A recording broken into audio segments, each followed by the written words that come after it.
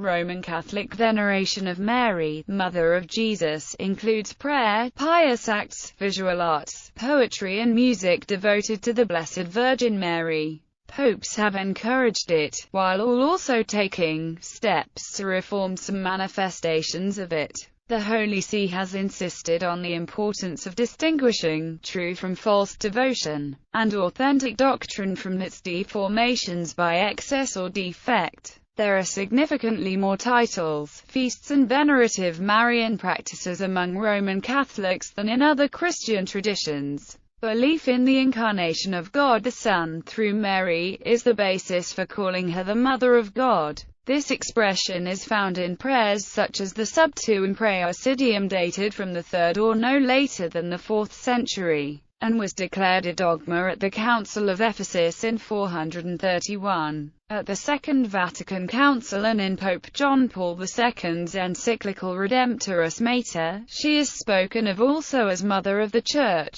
Growth of Roman Catholic veneration of Mary and Mariology has often come, not from official declarations, but from Marian writings of the saints, popular devotion, and at times reported Marian apparitions. The Holy See approves only a select few as worthy of belief, the latest being at diocesan level as far back as 1665. Further pious veneration of the Blessed Virgin Mary encouraged by popes are exhibited in the canonical coronations granted to popular Marian images, venerated in a particular locality all over the world. While Marian movements and societies with millions of members have arisen from belief in events such as Akita, Fatima and Lourdes and other reasons, from Christ to Mary in the Roman Catholic tradition. Theological basis for the veneration of Mary. Veneration for Mary is based on the reference in the Gospel of Luke to Mary as the selected handmaid of the Lord, who is greeted and praised by both Elizabeth and the angel Gabriel. God's work is further illuminated in the Marian dogmas of the Roman Catholic Church such as the Immaculate Conception and the Assumption, and are, in the Roman Catholic view, part of the apostolic tradition and divine revelation. Catholics distinguish veneration from worship. The sect known as the Collyridians is believed to have worshipped Mary, and they were condemned as heretics in the 4th century. Mysteries of Christ and Mary in Roman Catholic teachings. The veneration of Mary is a natural consequence of Christology. Jesus and Mary are Son and Mother, Redeemer and Redeemed. This sentiment was expressed by Pope John Paul II in his encyclical Redemptoris Mater. At the center of this mystery, in the midst of this wonderment of faith, stands Mary. As the loving mother of the Redeemer, she was the first to experience it. To the wonderment of nature you bore your Creator. In the Roman Catholic tradition, Mariology is seen as Christology developed to its full potential. Mary is seen as contributing to a fuller understanding of the life of Jesus. In this view, a Christology without Mary is not based on the total revelation of the Bible. Traces of this parallel interpretation go back to the early days of Christianity, and numerous saints have since focused on it. The development of this approach continued into the 20th century, e.g., in his 1946 publication Compendium Mariologiae. The respected Mariologist Gabriel Roschini explained that Mary not only participated in the birth of the physical Jesus, but, with conception, she entered with him into a spiritual union. The divine salvation plan, being not only material, includes a permanent spiritual unity with Christ. Cardinal Joseph Ratzinger wrote, "It is necessary to go back to Mary if we want to return to that truth about Jesus Christ, truth about the Church, and truth about man." When he suggested a redirection of the whole Church towards the program of Pope John Paul II in order to ensure an authentic approach to Christology, via a return to the whole truth about Mary. From veneration to theology. Marian venerative practices predated both the liturgical developments and theological definitions relating to the Virgin Mary. While the venerative practices date back to the 2nd century, the first theological definitions started only in the 5th century. Thereafter, venerative and devotional practices have often preceded formal theological declarations by the magisterium. The veneration of the Blessed Virgin takes place in various ways. Marian prayers and hymns usually begin with praise of her, followed by petitions. The number of Marian titles continued to grow as of the 3rd century, and many titles existed by the 5th century, growing especially during the Middle Ages. Early veneration in Rome. Mary, as the Mother of Jesus, is documented in Roman catacombs where Christians hid in times of persecution. Paintings from the 2nd century show her holding the Christ child. Excavations in the crypt of St. Peter's Basilica uncovered a very early fresco of Mary together with St. Peter. The Roman Priscilla catacombs depict the oldest Marian paintings from the middle of the 2nd century. Mary is shown with Jesus on her lap, a standing man with tunic left hand, a book right hand, a star over his head, symbol of Messiahs. Priscilla also has a depiction of the Annunciation. The Edict of Milan allowed Christians to worship openly. The veneration of Mary became public as well. In the following decades, cathedrals and churches were built for public worship. The first Marian churches in Rome date from the 5th and 6th centuries. Santa Maria in Trastevere, Santa Maria Antiqua and Santa Maria Maggiore. However, the very earliest church dedicated to the Virgin Mary dates to the late 4th century in Syria, where an inscription dedicating it to the Theotokos was found among the ruins. This new freedom also permitted literary development of the veneration of Mary, Hippolytus of Rome being an early example. Saint Ambrose, who lived in Rome before going to Milan as its bishop, venerated Mary as an example of Christian life, and is credited with starting a Marian cult of virginity in the 4th century. Liturgical aspects. The first Christians did not celebrate the liturgy and liturgical feast in the same way as later Christians. The feasts of Easter and Christmas were not known, although the Eucharist was celebrated. Liturgical venerations of the saints are believed to have originated in the 2nd century. In the first 3 centuries the emphasis was on the veneration of martyrs, as a continuation of the yearly celebrations of their death, e.g., as noted in the early Christian texts on the martyrdom of Polycarp. However, in the early part of the 3rd century, Hippolytus of Rome recorded the first liturgical reference to the Virgin Mary. As part of the ordination rite of a bishop, Marian feasts appeared in the 4th century, and the Feast of the Memory of Mary, Mother of God, was celebrated on August 15 in Jerusalem by the year 350. The Roman Catholic liturgy is one of the most important elements of Marian devotions. Marian feasts are superior to the feast days of the saints. The liturgical texts of the Marian feast days all link Mary to Jesus Christ. Growth of Marian culture. From the middle of the 11th century onwards, more and more churches, including many of Europe's greatest cathedrals,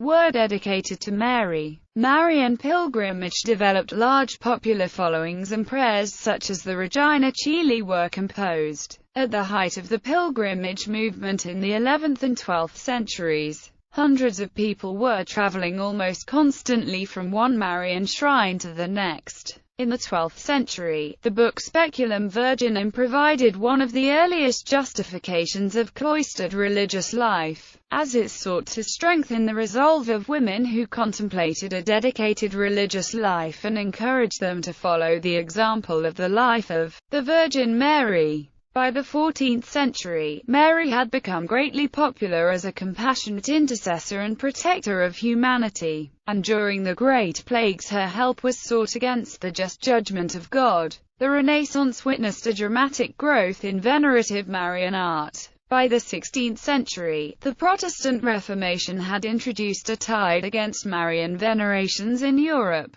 However, at the same time new Marian devotions were starting in Latin America based on Saint Juan Diego's 1531 reported vision of Our Lady of Guadalupe, which added almost 8 million people to the ranks of Catholics. The ensuing Marian pilgrimages have continued to date, and the Marian Basilica on Tepeyac Hill remains the most visited Catholic shrine in the world. In the 17th and 18th centuries, writings by the saints, coupled with papal encouragements, increased the growth of Marian devotions, and gave rise to the definition and declaration of new Marian doctrines. Marian culture continues to develop within the Catholic Church. For instance, in 1974, after 4 years of preparation, Pope Paul VI issued the apostolic letter Marialis Cultus. In this document, Paul VI not only discussed the history of Marian devotions,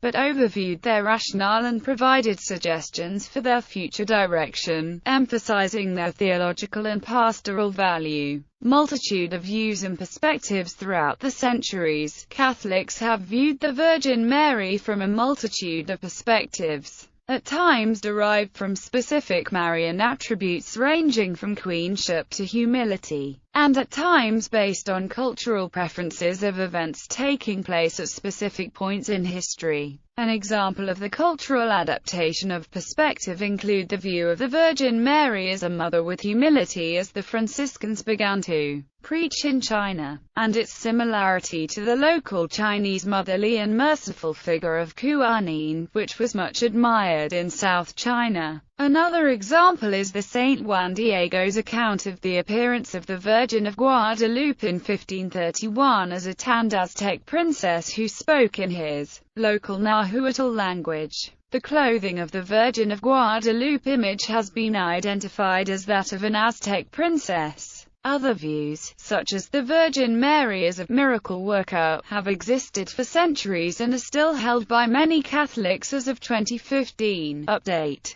Instances include the Black Madonna of Częstochowa, which continues to be venerated today as the patron of Poland, and Our Lady of Lourdes. Lourdes receives millions of pilgrims per year. However, the Vatican has generally been reluctant to approve of modern miracles, unless they have been subject to extensive analysis and scrutiny. Development of Marian doctrines. The Roman Catholic Church sees devotion to Mary as built on a firm theological basis, which began to be laid in the 1st century. The Church's magisterium has identified 4 teachings about Mary as dogmas of faith. These include belief in her virginal conception of Jesus, taught by the First Council of Nicaea in 325 and declaring that Jesus Christ was born of the Virgin Mary. The Council of Ephesus in 431 applied to her the description, Mother of God, in Greek Theotokos. The perpetual virginity of Mary was taught by the Ecumenical Second Council of Constantinople in 553, which described her as ever virgin, and was expressed also, for instance, by the Lateran Synod of October 649. The doctrine of the Immaculate Conception concerns her own conception, and states that from the first moment of her existence Mary was without original sin. This doctrine was proclaimed a dogma ex cathedra by Pope Pius IX in 1854. The dogma of the Assumption of Mary, defined by Pope Pius XII in 1950, states that, at the end of her earthly life, she was assumed into heavenly glory body and soul. Mary's role in salvation and redemption. One of the components of the Catholic veneration of Mary is the focus on her participation in the processes of salvation and redemption. Entire books have been devoted to the exploration of the Catholic perspectives on Mary's role in salvation and redemption.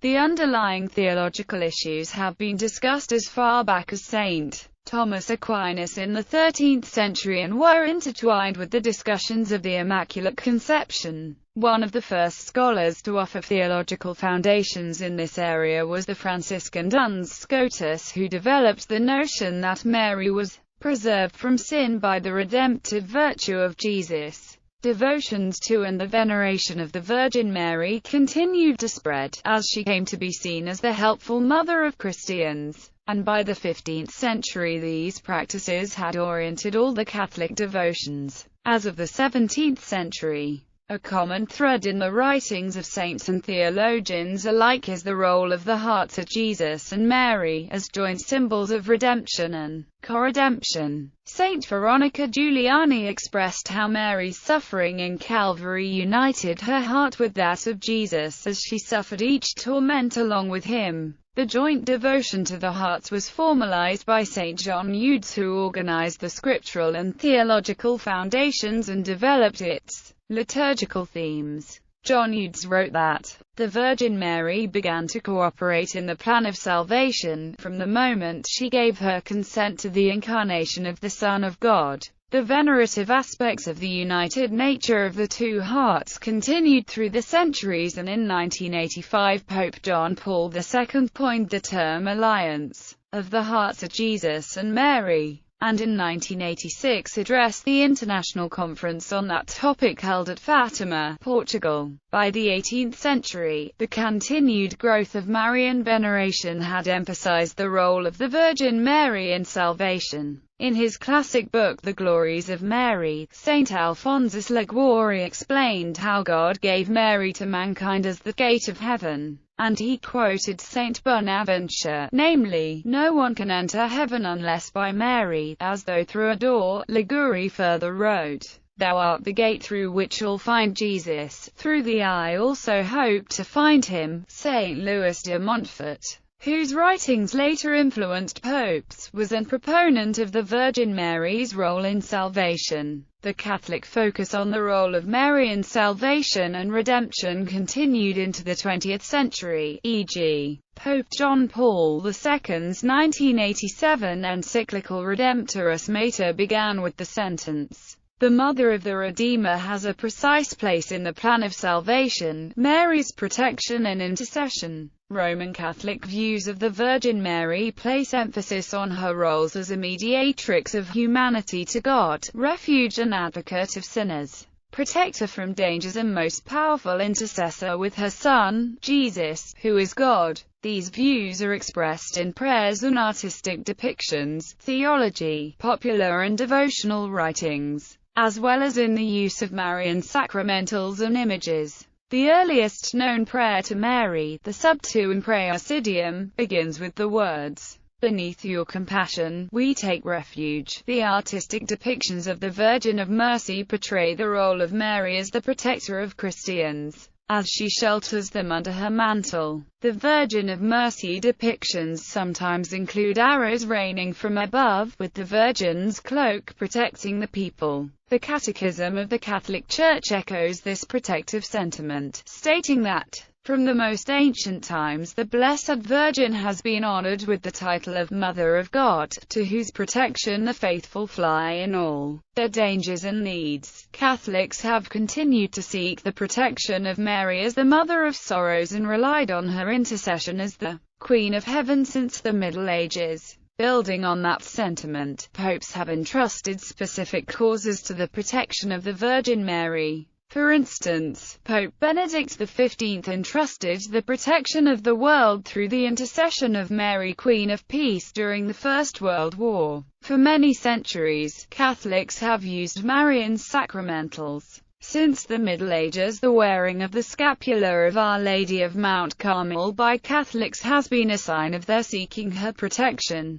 Pope John Paul II wore a brown scapular since childhood, and as he momentarily gained consciousness when he was shot on May 13, 1981, he asked to keep his scapular during the operation to remove the bullet. The depictions of Our Lady of Navigators arose from the prayers and devotions of Portuguese navigators, who saw the Virgin Mary as their protector during storms and other hazards. Prayers to Our Lady of Navigators are well known in South America, especially Brazil, where its February 2 feast is an official holiday. The Virgin of the Navigators, depicting ships under her mantle, is the earliest known painting whose subject is the discovery of the Americas. Both Miguel Hidalgo and Emiliano Zapata flew flags of Our Lady of Guadalupe as their protector, and Zapata's men wore the Guadalupan image around their necks and on their sombreros. In 1979 ceremony, Pope John Paul II placed Mexico under the protection of the Virgin of Guadalupe.